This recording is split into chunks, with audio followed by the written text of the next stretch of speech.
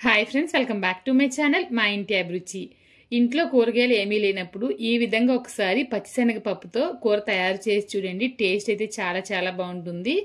ఈ రోజు వీడియోలో కోడిగుడ్లు పచ్చిశనగపప్పు కర్రీ తయారీ విధానం ఎలా అని చూసేద్దాం రండి.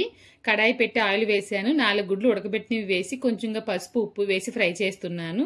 ఇలా ఉప్పు పసుపు వేసినప్పుడు ఏంటంటే బాగా వేగుతాయి అన్నమాట. కారం మాత్రం వేయొద్దు.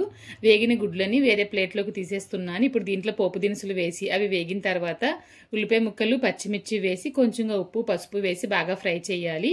ఉల్లిపాయ ముక్కలు కాస్త వేగిన తర్వాత దీంట్లో అల్లం వెల్లిపాయ పేస్ట్ వేసి బాగా వేపిన తర్వాత కారం ధనియాల పొడి గరం మసాలా వేసి బాగా ఫ్రై చేయాలండి.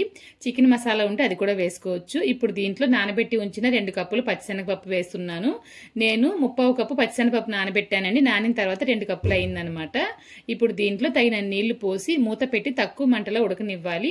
పచ్చిశనగపప్పు ఉడికిన తర్వాత ఇప్పుడు దీంట్లో ఉడికించిన గుడ్లు వేస్తున్నాను. వేసిన తర్వాత చివరిగా కొంచెం కొత్తిమీర వేసి బాగా కలిపి ఉడికించారంటే ఎంతో టేస్టీగా ఉండే పచ్చిశనగపప్పు కోడిగుడ్డు కూర తయారైపోయింది. ఇది రైస్ లోకి చపాతీలోకి చాలా బాగుంటుంది. ప్లెయిన్ పులావ్ చేస్తాం కదా, దానికైతే చాలా చాలా బాగుంటుంది అనమాట. ఒకసారి మీరు కూడా ట్రై చేయండి. ఈ రెసిపీ కనుక మీకు నచ్చినట్లయితే మర్చిపోకుండా మీ ఫ్రెండ్స్ అండ్ ఫ్యామిలీకి షేర్ చేయండి. ఇంకొక వీడియోలో మళ్ళీ కలుద్దాం. Thank you.